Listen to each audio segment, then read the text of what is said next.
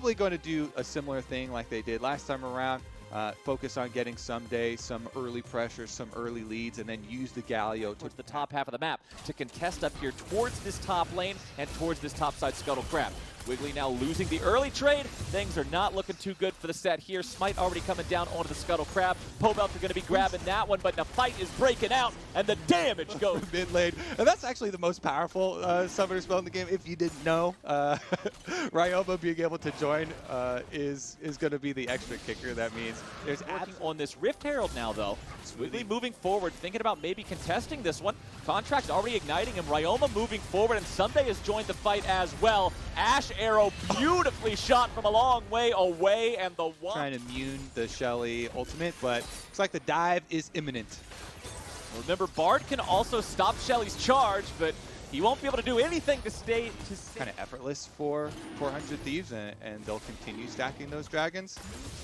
Just seemed to I'm a little confused by that. Is there, so what's the, you're my smart guy here. Nice shot by Boom! As Smoothie lands the Tempered Fate to buy a little bit of extra time, but Pobelter falls. The rich just being a little bit more greedy and then wanting to get a little bit richer. Yeah, I can't tell if this is results-based analysis or if they're just too 5-head for me, and they're like, oh, no, you think we should use it down here, but this is actually the right play. So I'm not smart enough to solve this case. Instead, I'm going to talk about this fight that's breaking out as Wiggly comes in from behind, looking to slam Ryoma back into the waiting arms of Smoothie and some damage in CC. Ryoma's still just walking away. Justice Punch back, trying to buy a little bit of extra time here. Taunt barely landing onto Smoothie. And here's another one from Cody's son. And Smoothie goes very ready to get involved here. Does not have the ulti ready to go, but still capable of doing plenty of damage if he jumps into the back line. But Wiggly's putting himself in a spot for a Smite steal. Who's going to win out on this one? Smoothie going to be taken rather low here as Wiggly tries to contest here in the middle of the pit, but likely going to be taken down first. Ruin jumps in, contracts with a secure onto the objective, and CLG has 3 here in the pit. Ruin's going to be the first one to pop in that melee. Contracts grabs the kill onto him. Everybody's still alive except for Poom on the side of 100 Thieves. Someday walks up and bonks Stixay right across the head. It's a 1 for 2 so far. Wiggly and Smoothie are on the run. Oh no, they're going to lead him right to the remaining teammate. As Ryoma walks in, he face checks 3, but he's got so much HP, he's not too worried about it. Taunt down onto 2. Wiggly looking to fight here against Contracts, who has to dash away from the melee range on the set. Smoothie taken down there on the very back end of the fight. Wiggly is the last. Wiggly did have the bad early game that he did. He was the one. Flank opportunities for yourselves. Other than that, maybe Wiggly Hex Flash? Well, he Hex Flashed right into Contracts, as now Ryoma's going to enter on top of Boom, and here comes the follow-up. CLG is on the retreat, but Someday's jumping in, looking to find the spins and the wins.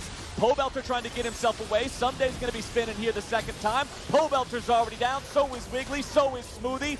Everybody is just white. Teleports to try and support him, though. So Ruin 5 seconds, Pobelter 3 seconds. They could use 2 more teleports and burn it down. They are using them. Invest all the teleports. They have to stop this Ocean Soul. They know if their opponents get Baron plus Ocean Soul at 24 minutes, the game is just done. All so the way around itself is just a little much. Pobelter got again.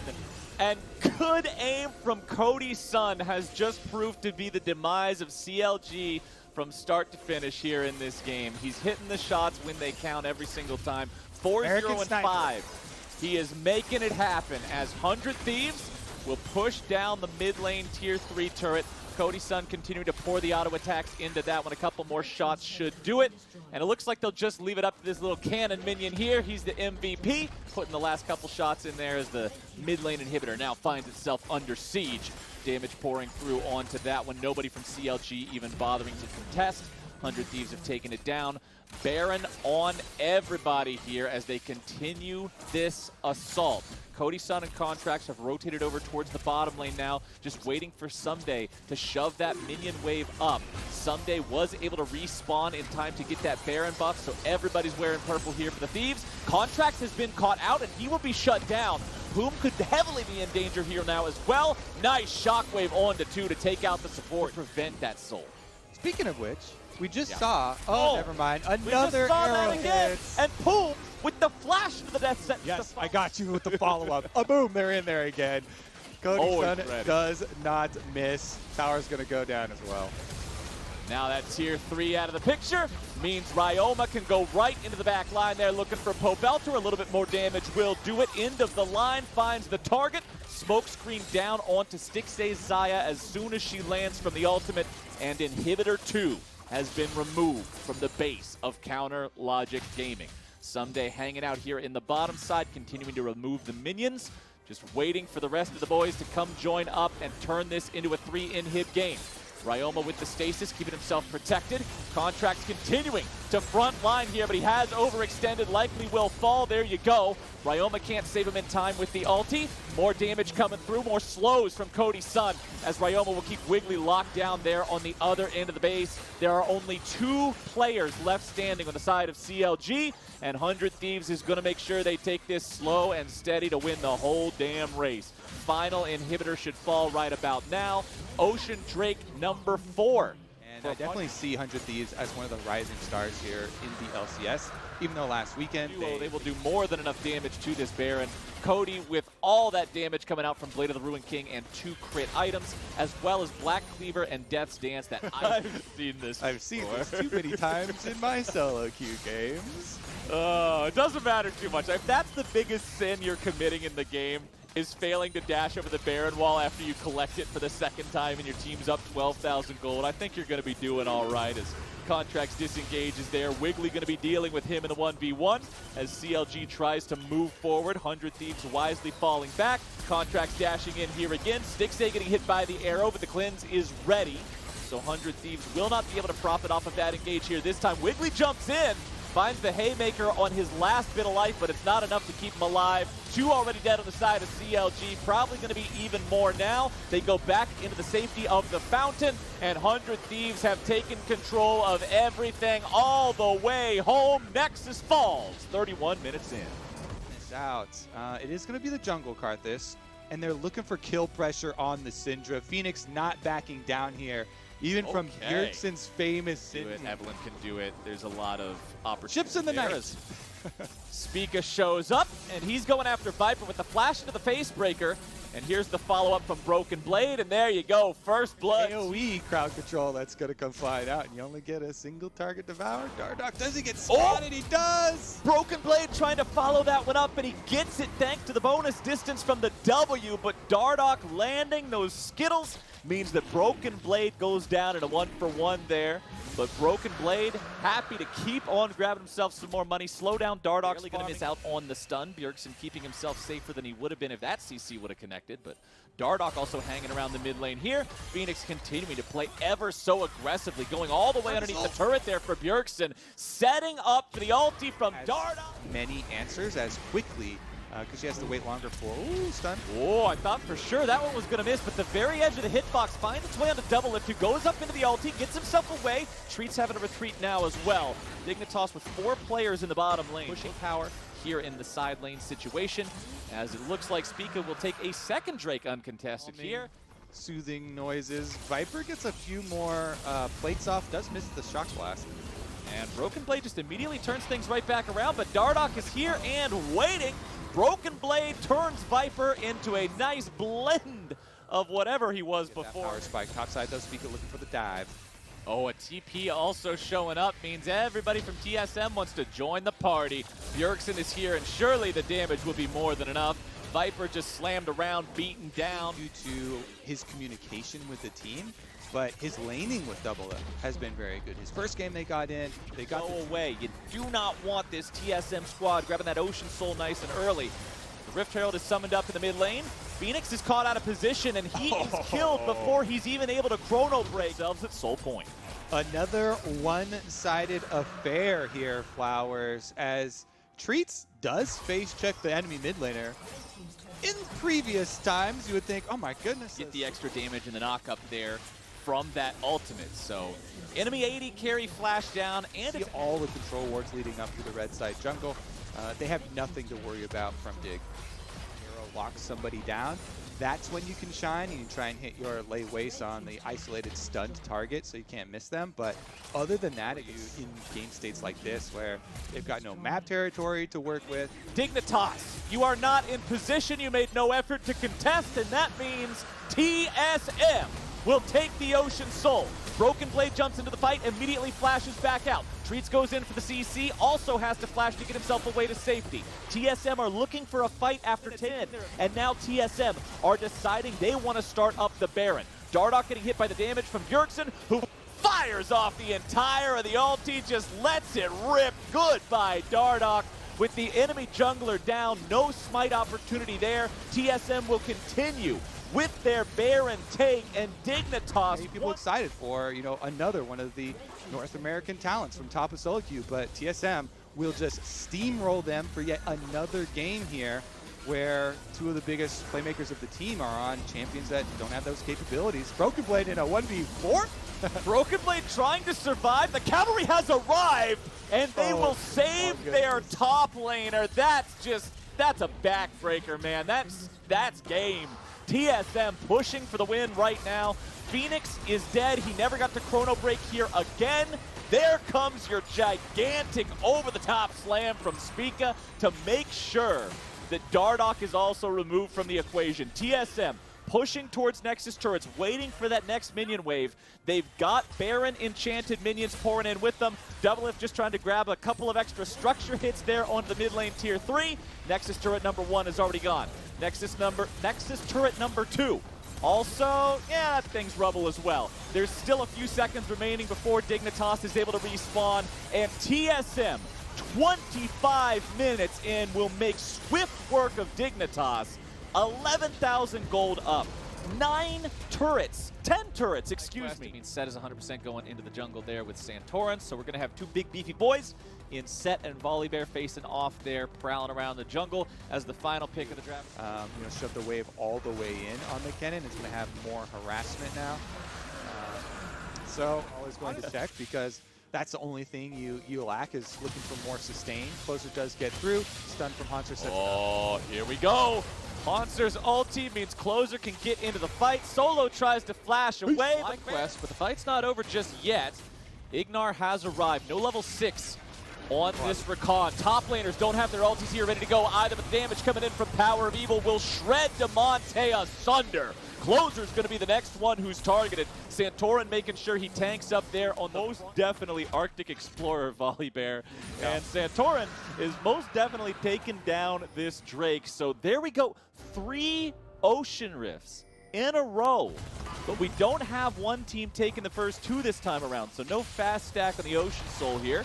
As here comes Closer's initiation onto the turret. The turret shots are disabled. The power of the Volibear ulti means easy money there for the Golden Guardians. Closer paying attention to this top side of the map, trying to help Haunter out. As Shelly summoned up in the bottom lane by FlyQuest. They have this turret nearly down already. Need a little bit more damage, and they'll finish that one off. Aurelio's ulti doesn't find anybody. Ignar trying to go in there with the quickness. A lot of damage down on a Wild Turtle, but good control of Huhi. Just like last time. Santorin ready with the Blast Cone. Turtle going to position himself well to make sure he doesn't take that Blast Cone over too. Ignar going in, trying to find an opportunity. Santorin having to flash away. Here comes Haunter. He's looking for the damage onto everybody, and Santorin will be shut down. FlyQuest tries to repeat their previous success, but Golden Guardians collapses in force. They use the power of their team nice and early to take down the enemy jungler and secure the objective here for themselves. FlyQuest will gain even, and then if they can get a turret, whoa, Haunter face checks. Solo? Oh no, man. Ornn's a pretty tanky boy, but is he tanky enough to survive this one? Huhi's gonna say no. There is no big healing on the side of FlyQuest right now that needs to negate. And now it's Golden Guardians who have found themselves a kill on work on the tier 1 in the mid lane.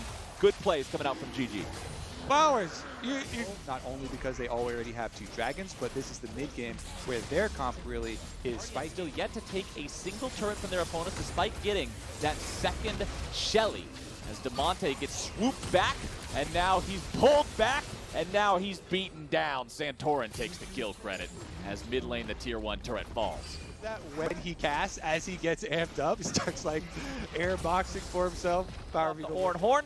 Closer's already in the pit, and he's ready to go. Haunter has a flash to get over this wall and join the fight if FlyQuest goes in. Solo and Santorin thinking about walking forward. Here we go. Looking like it's going to be a 50-50. Haunter coming around from behind. Drake taken low. Stolen by Santorin. The man is on point with the smite here today. Ignar having to get himself out as Damonte makes his entrance. Haunter turns on the ulti as Santorin grabs the shutdown onto FBI. Turtle's forced to flash away, and it's Closer in a life-or-death fight with Santorin. Both will choose death. And the guy who performed really well, or oh, here's the low performer.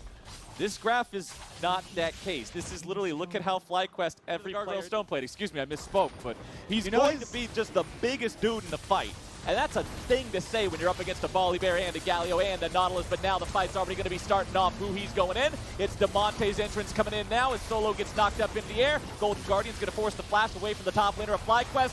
There's your ulti, Haunter. That is exactly what the Golden Guardians needed to happen. Santorin is torn in half by Closer. Get out of here.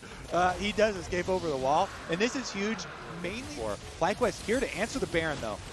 FlyQuest do not want to give this one away. They know the cannon has no ulti. Closer's trying to frontline here, but there is Damonte. There is the flank. 2 stasis to try to keep FlyQuest alive, but Ignar is already out of the picture.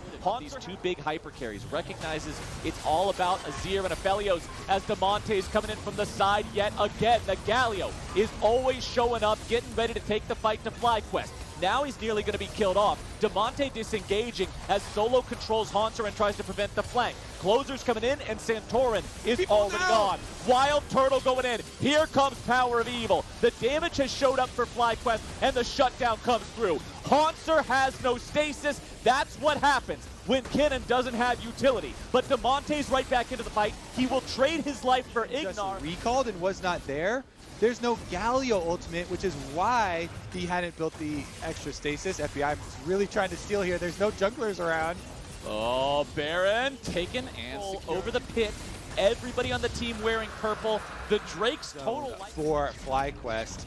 So Golden Guardians still have to keep their eye on the prize. Combo. They've got flash available for Haunter. And you have to constantly be worried about Santorin dunking you out. You see Santorin right now is just staring down Haunter. He's like, you know what? I'm marking you. I got eyeballs on you, Ken. Let's go read Chapter 7. And FlyQuest, they're all about it, man. They got the library study group. Everybody brought a bunch of stacks for the Golden Guardians. Turtle continues moving forward now as well. Haunter trying to hide. Power of Evil going in. Turtle jumped on, but the damage goes through in the stop on pit. They're rushing down the Ocean Drake. They want to be able to take this one. Where is Santorin? Who's going to be able to take it? It's the Golden Guardians taking the Ocean Soul. But they will lose their jungler, their top laner, and their mid laner. Stacked up with ornaments, and that's going to be FlyQuest victory.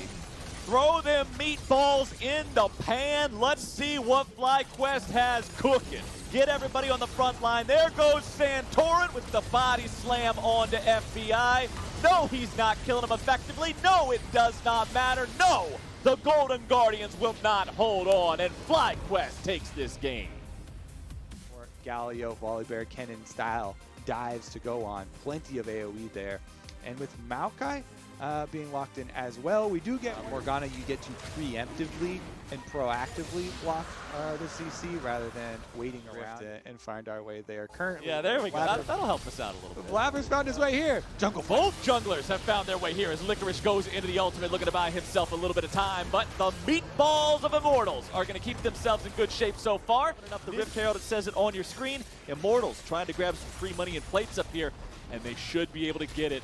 First turret gold bonus over to Immortals, and there you go. Good use of Rift Herald. Cloud9 will grab their turret in response just moments. Retreating into their own jungle were opportunities for Licorice and Cloud9 to actually... Oh, the bear is in trouble, but now he's going right back in because Galio's coming down on top. Reinforcements have arrived. Niski going into the back line. Apollo's in some trouble. Here comes your slicing Maelstrom. Here's the lightning. Here's the thunder. And Immortals find themselves in a pretty bad place, Kobe. Vulcan walks away. CC coming down onto Alorum now as well. The follow-up damage should not be enough. Blabber recognizes the error. Looking for a sweet Ash kill. Here we go. Nice shot there coming down from the CC. Apollo will buy himself just a moment longer, but a moment's all Honestly, you though, get. this is because Immortals keep fighting on the half of the map where they lost all their defenses, and Apollo on Ashe with no Jungler. That means that both junglers have more money than the Immortals carries. Not an ideal situation. Sven trying to get himself away. Here comes the backup. It's Galio arriving to save the day. It's Niski going for the 3-man taunt. Vulcan's likely going to die here, but the trade for Alorum means it's a 1-for-1. Sven still staying in the fight, looking to grab some damage. Immortals fighting them off on this one, but now Licorice has arrived to the fight. The CC is there, and Xmithie is gone. Blabber will barely survive. Soul spawns, and okay. You know what I'm not going to say here, Kobe? your solo queue game when your team picks both Yasuo and Yone. Mute all. Xmithie! Running for his life with the haymaker to block the damage, but he's not going to block enough. Here comes the entrance from Niski, and there's Blabber jumping in to turn the turret off, buy him a little bit of extra time, and there's Shelly showing up to finish the job. Cloud9 looking for even more. They make it look so damn simple. They pick up 3, they pick up a turret, they all name it. He R's over the wall and smites this Baron. Licorice is at 1/3 HP. Blabber is drowsy. There's no smite in the pit from either side, but they have a The ring. Rune King should be able to burn this one down. Then they just have to get back into place for defense. I fully expect him to just go pedal to the metal here. Continue to push. Can protect him either. Poor Hakuo's stuck being the overprotective mom, yelling, "Get my son out of there. He's too scared. He won't survive in that bounce house." Sure enough, the rest of the kids are like, "Nope, we're going to have fun." And here comes your dive. Apollo's out of the picture. Blabber's on a killing spree. Cloud9 just continues the chase. Insanity's on the run, but Sven has his number. Immortals walking away with 3 players remaining, and all they can do is look on as Cloud9 will wreck this base completely. 3 players there in the top side, a couple remaining in mid. Now they're just going to work together, take down top lane inhib. They're not even wasting time on mid lane inhibitor. They know the game is over right about now. They're looking to end it before 25. Set goes in for the initiation, but Licorice is right there with a cannon slicing Maelstrom just to make sure nothing can possibly happen from this. Apollo has respawned. It's still a 3-man defense from the side of Immortals. Cloud9 not willing to back away. They want to end this game, Kobe. Nexus turret number 2 should fall here in just a moment. Niski's stasis keeping him in a good place. He tries to walk back. Damage still being poured into the Nexus. Sven with a nice QSS to get away from the sleep. Alorum taunted up. Alorum will likely fall. Kept alive there by the sap magic, but Sven dominating to finish off the kill. He's got the black shield. He's got the damage. He's got no fear whatsoever as Xmithie goes in, but he's got no ulti ready to cast. It's a triple kill for Sven. Licorice looking to set him up. Can he make it happen? Sven needs a little bit more. Here comes your damage. It's a quadra. Sven, go get it. Insanity, you get back here right now. Penta denied, but a 25-minute victory. Into tomorrow here in the LCS. Like I said, Cloud9 atop the table, 11-2, 10-3. Team Liquid right behind them. Then a slew of teams between the 8 and 5 win mark with Dignitas and Immortals bringing up the rear at 3-10, 3-11.